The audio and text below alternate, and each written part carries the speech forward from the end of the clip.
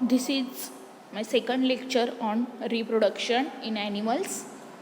Today we are going to learn male reproductive system in human being. In male reproductive system, these are the main organs and glands. In the male reproductive system, there are two parts, internal genitalia and second one external genitalia. In internal genitalia, there is a presence of testes.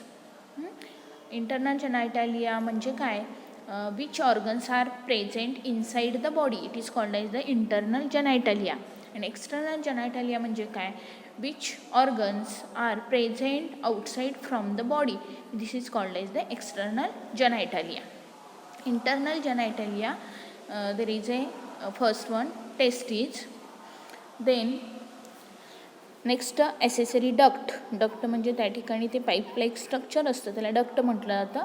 त्याच्यामध्ये rate testes ह्याचं पूर्ण फुल detail आपण पुढं बघणारच आहोत. फक्त हे कोणते कोणते पॉईंट्स येतात ते आपण सुरुवातीला बघत आहोत. Rete testes, vasa efferentia, epididymis, vas deferens, ejaculatory duct, urethra. तर हे ज्या डक्ट्स आहेत ह्यात खाली तुम्हाला इथं हा जो स्क्रोटम आहे त्या स्क्रोटम दिसतो, ह्याच्यावरती इथं रेट टेस्टीज असतात आणि रेट टेस्टीजच्या साईडला व्हास इफ्रन्शिया असतात की जे हे स्पर्म ह्या ठिकाणी इथं कलेक्ट होतात आणि इपिडिडॅमिसकडं जातात, मॅच्युअर स्पर्म होतात आणि मग ते व्हास डेफरन्सकडं जात असतात आणि मग ह्या ठिकाणी इजॅक्युलेटरी डक्ट कुठं आहे बघा, इजॅक्युलेटरी डक्ट इथं नाव दिलेलं नाही आहे. Ejaculatory duct present near to the seminal vesicle. म्हणजे हा व्हास डेफरन्स इथं संपला की हे सेमिनल व्हेसिकल ह्या युरेथ्रामध्ये ओपन होते, त्या डक्टला इजॅक्युलेटरी डक्ट म्हटलं जातं. And then next duct is urethra. Okay, next glands. First gland is seminal vesicle. This is the first gland. ही दिसते बघा, first gland seminal vesicle. Then second gland prostate gland and third one is bulbourethral gland. Okay. Next, external genitalia. In the external genitalia there are two organs, that is scrotum and penis. आता हे टेस्टिसच्या बाहेरचं जे आवरण असतं ह्याला आपण scrotum म्हणतो. ह्याच्या आतमध्ये टेस्टिस असते. And penis, this is the penis. तर अशा पद्धतीनं हे रेट टेस्टीजचा पात आहे. पहिल्यांदा ॲसेसरी डक्टचा पात आहे. पहिल्यांदा हे रेट टेस्टीज, त्याच्यानंतर म्हणजे स्पर्म कसा त्या ठिकाणी पुढं जात असतो तर ह्या वेजनी जात असतो. रेट टेस्टीज जे तुम्हाला मगाशी सांगितल्याप्रमाणे की टेस्टीजच्या सुरुवातीला जो भाग असतो तो रेट टेस्टीजचा असतो. त्यानंतर व्हास इफ्रन्श आणि त्याच्यामध्ये डक्ट्स असतात. मग इपिडिडॅमिस त्याच्यापेक्षा जास्त असतात, कॉइल्ड. आणि मग व्हास डेफरन्स, जी साईडला दोन डक्ट्स दिसतात आपल्याला, त्याला व्हास डेफरन्स म्हणतो आपण. आणि मग त्या ठिकाणी सेमिनल व्हेसिकल नंतर एक छोटी डक्ट असते, तिला इजॅक्युलेटरी डक्ट म्हणतात. आणि मग त्या ठिकाणी ती युरेथ्रामध्ये ओपन होते. युरेथ्रा हा पेनिसमध्ये असतो. तर आपण त्या ॲसेसरी डक्ट्स बघूया आता. ही एल.एस. ऑफ टेस्टीजची डायग्रॅम आहे, त्याच्यामध्ये आपल्याला हे ॲसेसरी डक्ट्स दिसतात. तर rete testes form a network of tubule called rete testes. तर ह्या ठिकाणी हे साईडला सेमिनिफेरस ट्युब्युल्स आहेत. हे सेमिनिफेरस ट्युब्युल्स आहेत. तर ह्या सेमिनिफेरस ट्युब्युल्स एकत्र कलेक्ट होतात. हे रेड लाईक स्ट्रक्चर इथं दाखवलेलं आहे बघा, त्याच्या खाली त्या ठिकाणी हा रेट टेस्टीजचा भाग असतो. आणि त्याच्यापासून मग नंतर छोटे छोटे ह्या डक्ट्स तयार होतात, त्याला व्हास इफ्रन्शिया म्हणतात. 12 to 20 fine tubules arises from rete testes are called as the vasa efferentia. बघा, पहिल्यांदा रेट टेस्टीज, त्याच्यानंतर vasa efferentia carry the sperm testes to epididymis. आणि मग त्याच्यापासून मग परत पुढं लॉंग हायली कॉइल्ड अशा त्या ठिकाणी इथं दिसतात आपल्याला ह्या कडेला. ह्या आहेत त्या इपिडिडॅमिस आहेत. बघा इथं म्हटले बॉडी ऑफ इपिडिडॅमिस, टेल ऑफ इपिडिडॅमिस हे त्याचे पार्ट आहेत आणि हेड ऑफ इपिडॅमिस हे त्याच्या इपिडिडॅमिसचे पार्ट आहेत. What is the function of epididymis? Carry the sperm testis to epididymis. हे महत्त्वाचे बघा, म्हणजे जे मॅच्युअर स्पर्म आहेत ते इपिडिडॅमिसमध्ये असतात. म्हणजे बघा रेट टेस्टिसकडून ते स्पर्म व्हास इफ्रेन्शियाकडे आले, व्हास इफ्रेन्शियाकडून ते इपिडिडॅमिसकडे येतात. तर इपिडिडॅमिस कसं आहे त्याचं स्ट्रक्चर बघा. Long and highly coiled tube differentiated into the upper caput, middle corpus and lower cauda epididymis. त्याची नावं आहेत ही, महत्त्वाचं आहे हे. आता इपिडिडॅमिस नंतर येतो हा व्हास इफ्रन्स. इथे दिसतं बघा, sorry vas deferens. It is also paired structure. हा व्हास डेफरन्स ह्या इपिडिडॅमिसपासून इकडं वरती जाऊन हा युरेथ्रामध्ये ओपन होतो. This is vas deferens, also known as duct of deferens. Connect epididymis to ejaculatory duct and open into urethra. तर हा व्हास डिफरन्स आहे तो इपिडिडॅमिसकडे कनेक्ट झालेला आहे आणि पुढे इजॅक्युलेटरी डक्टला ओपन झालेलं आहे. हे सेमिनल व्हेसिकलच्या पुढं एक छोटीशी डक्ट असते इथं, तिला इजॅक्युलेटरी डक्ट म्हणतात. आणि परत पुढं तो ओपन होतो युरेथ्रामध्ये, in the urethra. Next one urethra. Next duct accessory duct आहे urethra. Urethra is present in the penis. It is the work in two mechanism, that is pass the urine and also pass the semen. Semen काय आहे ते आपण पुढं बघणार आहोत. Reproductive and urinary system म्हणून त्याला म्हटलेलं आहे, reproductive and urinary system. Passage way of both सीमेन अँड युरिन. काय काय पास करतात ते सीमेन. ते ह्या ग्लँड्स एक प्रकारे लिक्विड तयार करतात, त्याला सीमेन म्हणतात. ते स्पर्म पुढं पास करण्यासाठी किंवा स्पर्मला लाईव्ह राहण्यासाठी हे सीमेनची हेल्प होत असते, त्याला सीमेन म्हणतात. And also urine. In male the urine is passed through the urethra. Next duct that is ejaculatory duct, duct of seminal vesicle. बघा हे इथं सेमिनल व्हेसिकलच्या पुढे जी डक्ट आहे तिला इजॅक्युलेटरी डक्ट म्हणतात. Passage through the prostate gland and opens into urethra. Passes through prostate gland. ही ejaculatory duct आहे ती जिथं पास होते त्याच्यावरती इथं प्रोस्टेट ग्लँड असते. And opens into the urethra. आणि पुढं ती इजॅक्युलेटरी डक्ट युरेथ्रामध्ये ओपन होते. नेक्स्ट आहे आता फ्लो ऑफ स्पर्म दिलेलं आहे बघा. रेट टेस्टिसकडून स्पर्म व्हास इफ्रेन्शियाकडे जातात, त्याच्यानंतर इपिडिडॅमिसकडे जातात, then pass to the vas deferens, then to the ejaculatory duct and then to the urethra. This is the flow of sperm. Next we see the glands. Glands ग्रंथी, ज्या reproductive सिस्टीममध्ये ह्या मेलच्या ज्या ग्रंथी आहेत. What is the function of glands for the secretion? It is common answer. So there are three main glands are role in the male reproductive system, and these are very important. First one seminal vesicles, second one prostate gland, and third one Cowper's gland, or it is also called as the bulbourethral gland. We see the first gland, seminal vesicle. This is the seminal vesicle. It is paired, present at posterior side of urinary bladder. हा जो पाठीमाग गोल दिसतो हा आहे urinary bladder. या urinary ब्लॅडरच्या posterior साईडला हा seminal व्हेसिकलचा paired structure असतं. It secrete alkaline seminal fluid. हे काय करतात, यांचं फंक्शन काय आहे? अल्कलाईन सेमिनल फ्लुइड, म्हणजे जसं मगाशी मी सांगितलं मला सीमेनमध्ये हे काही घटकांचं सिक्रीशन करत असतात, तर त्याला सेमिनल फ्लुइड म्हटलेलं आहे. आणि हे सेमिनल फ्लुइडमध्ये काय काय असतं, सेमिनल व्हेसिकलनी जे सिक्रीट केलेलं आहे ते, it contains fructose. First one fructose. It provides energy for sperm movement. बघा ह्याच्यामध्ये जेव्हा स्पर्म ह्या ठिकाणी ह्या डक्टमधून पुढं सरकत असतात तेव्हाच ह्या ठिकाणी हे सेमिनल फ्लूडसुद्धा तिथं सिक्रीट होत असतं. त्याच्यामधला हा जो फ्रुक्टोज आहे तो त्या स्पर्मला काय करत असतो, एनर्जी देत असतो मुवमेंटसाठी, म्हणजे तो फास्ट त्या ठिकाणी पुढे मूव्ह व्हावा. त्यानंतर नेक्स्ट आहे fibrinogen. It coagulate the semen into a bolus for quick propulsion in the vagina. When during copulation means when urethra is enters into the female uterus, this is called as the copulation, and in that time the semen coagulate and the formation of a one ball like structure due to the fibrinogen. फायब्रिनोजनमुळं काय होतं तर तिथं एक सिमेनचा गोल, त्या सिमेनमध्ये sperm पण असणार आहेत, तर त्या ठिकाणी एक छोटासा बोलस स्ट्रक्चर तयार होतं आणि हे बोलस स्ट्रक्चर त्या ठिकाणी काय हेल्प करतं, for the quick propulsion in the व्हजायना.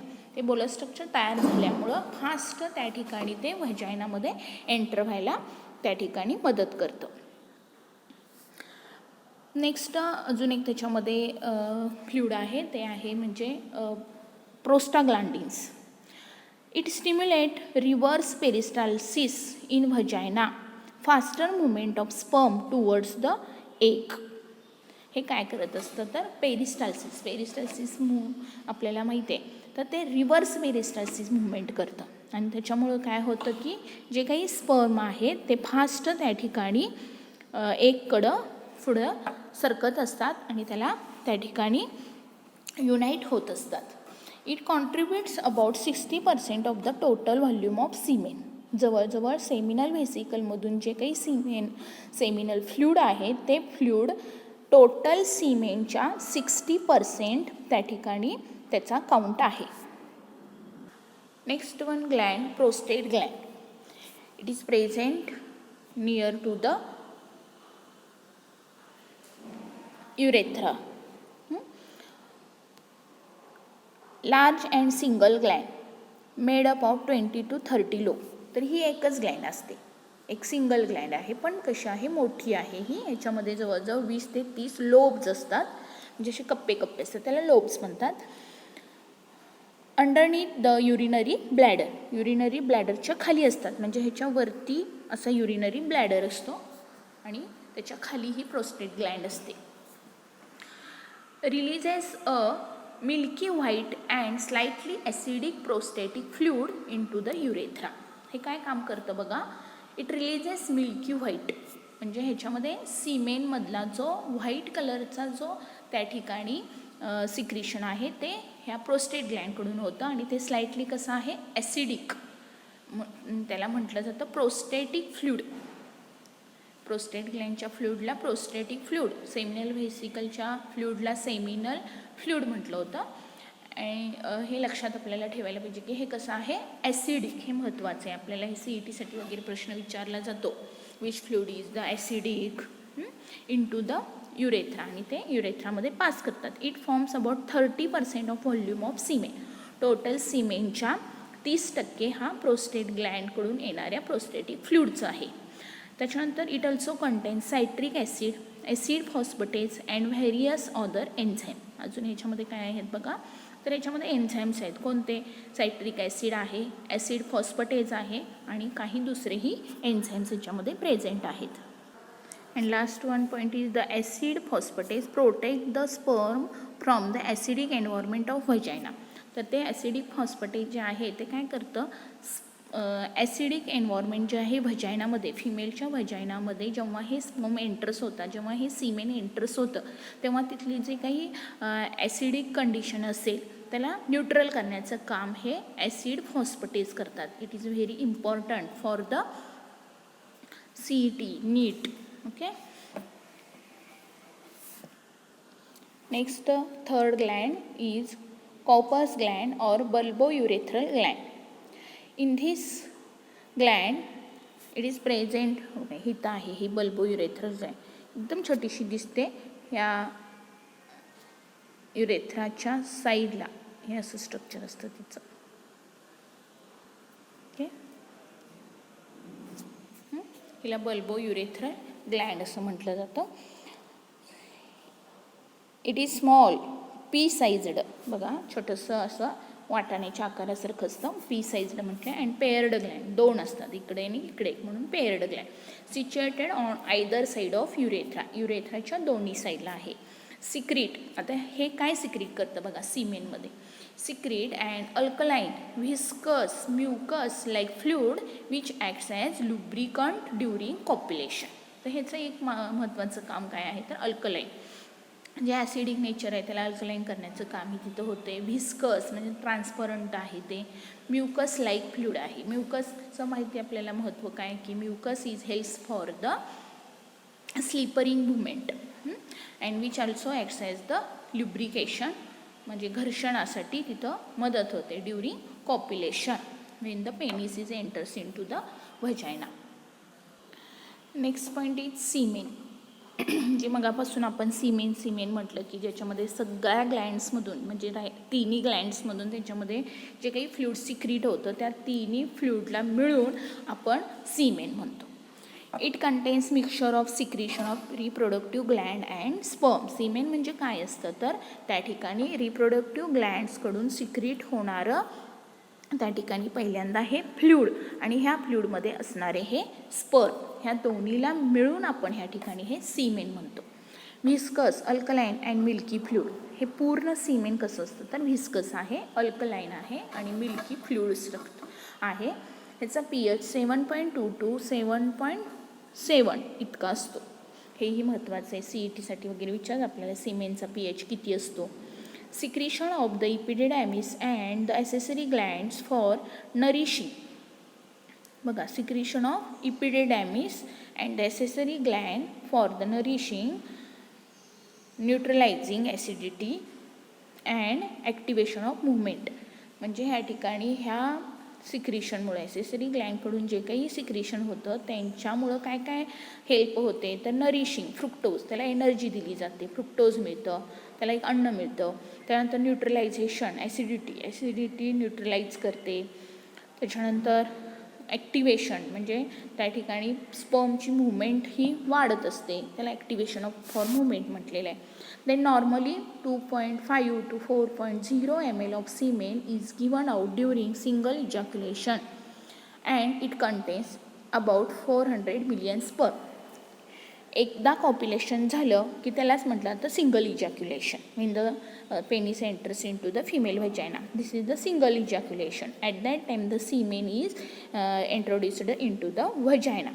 ह्या वेळेस त्या ठिकाणी किती सीमेन इंट्रोड्यूस केलं जातं तर 2.5 to 4.0 ml. It is also helps for the MCQ and also it contains the 400 million. It is very important. 400 million sperm. Single ejaculation. It contains 400 millions. जास्त आहे. आता इथे इंटरनल जेनायटालिया संपलेले आहेत. आता next one external genitalia. In the external genitalia there are two parts. One is the penis and second one is the scrotum. Penis. The penis is the male copulatory organ. पेनिसला काय म्हटलं जातं male copulatory organ. It helps for the copulation, so it is called as the copulatory organ. Cylindrical, कसं आहे ते cylindrical आहे, उभं आहे. And circular with 3 bundles of erectile tissue.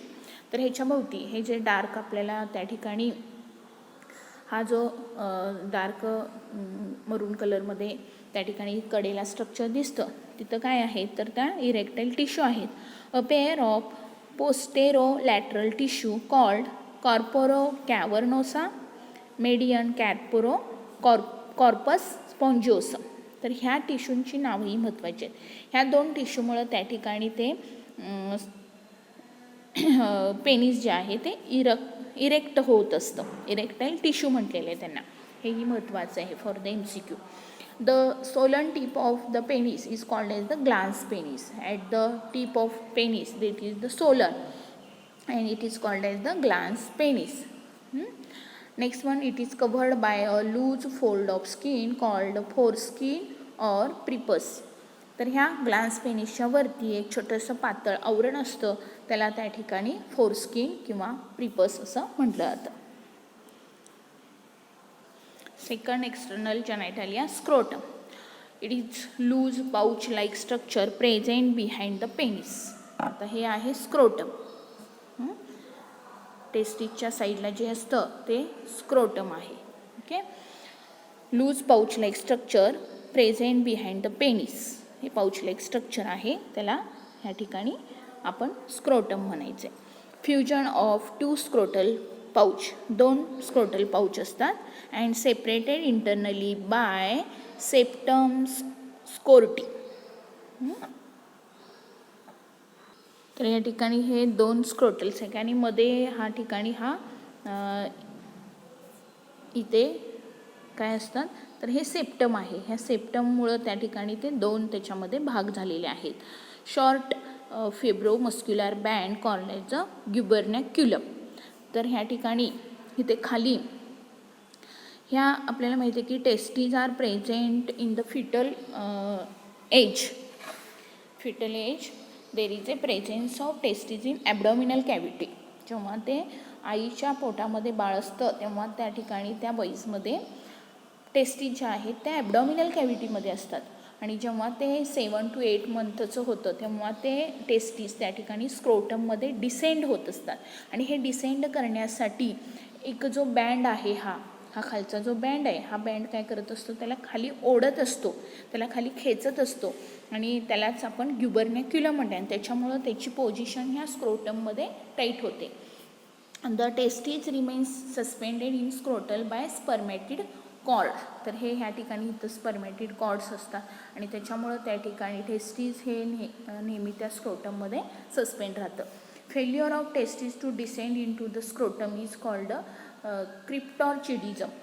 तर ह्यावेळेस त्या ठिकाणी जर त्या फिटलमध्ये जर ते टेस्टीज डिसेंड नाही झालं ॲबडॉमिनल कॅव्हिटी टू स्क्रोटम तर त्या ठिकाणी त्याला क्रिप्टॉर्चिडिझम किंवा त्याला फेल्युअर ऑफ द फेल्युअर असं म्हणलं जातं and it leads to sterility. म्हणजे त्याच्यामध्ये एक प्रकारे रिप्रोडक्शनमध्ये वैधत्व निर्माण होतं कारण टेस्टीज नसल्यामुळं स्पर्म फॉर्मेशन होणार नाही आणि त्यामुळं त्या ठिकाणी तो जो मेल आहे तो स्टराईल मेल आपण म्हणू शकतो. त्याच्यानंतर नेक्स्ट आहे the cremaster and dartos muscles of scrotum helps in drawing testes close to or away from the body. आता हे बघा, हे दोन जे मसल्स आहेत हे मसल्स काय करत असतात स्क्रोटमला स्क्रोटम कारण की हे बॉडीच्या बाहेर आहे आणि त्यामुळं बॉडीचं टेम्परेचर आणि स्क्रोटमचं टेम्परेचर हे वेगळं असतं म्हणून तर त्या ठिकाणी स्क्रोटम बाहेर आहे कारण की टेस्टीजमध्ये असणाऱ्या स्पर्मला त्या ठिकाणी कमी टेम्परेचरची गरज असते म्हणून स्क्रोटम हे बाहेर आहे आणि त्यामध्ये त्या ठिकाणी त्या स्क्रोटमचं जर टेम्परेचर खूपच कमी झालं तर ते बॉडीला अटॅच होतं आणि ते त्या ठिकाणी काय करतं टेम्परेचर वाढवतं. पण त्या ठिकाणी टेम्परेचर जर बॉडीचं जास्त असेल तर स्क्रोटम अजिबात त्या ठिकाणी बॉडीला अटॅच होत नसतं आणि हे close or away from body करण्याचं काम कोण करतं तर क्रिमॅस्टर आणि डार्टस मसल्स करत असतात. Maintaining the temperature of the testes 2 to 3 Celsius lower than the normal body temperature necessary for spermatogenesis. For the formation of sperm it is called as the spermatogenesis and during spermatogenesis the temperature of testes is lower than body. बघा बॉडीपेक्षा किती कमी पाहिजे 2 to 3 degree centigrade पेक्षा त्या ठिकाणी body temperature जेवढं आहे normal body temperature त्याच्यापेक्षा 2 ते 3 सेल्सिअस कमी टेम्परेचर लागतं स्पर्मॅटोजेनेसिससाठी आणि म्हणून त्या ठिकाणी हे मसल्स त्या ठिकाणी त्याला मदत करत असतात त्याचं टेम्परेचर मेंटेन करण्यासाठी. हेही महत्त्वाचं आहे की बॉडी टेम्परेचर ह्याच्यामध्ये टेस्टीचं टेम्परेचर किती लागतं की लोअर म्हणजे आहे त्या बॉडीच्या नॉर्मल टेम्परेचरपेक्षा 2 ते 3 डिग्री सेंटीग्रेड लोअर लागतं. Okay, thank you. Today we are completed male reproductive system. याच्या नोट्स ज्या आहेत त्या तुम्ही लिहून काढायच्या तुमच्या वहीमध्ये, परत नोट्स दिल्या जाणार नाहीत. ह्या नोट्स तुमच्या वहीमध्ये कंप्लीट असल्या पाहिजेत. आल्यानंतर ह्या नोट्स बघितल्या जातील वहीमध्ये. ओके.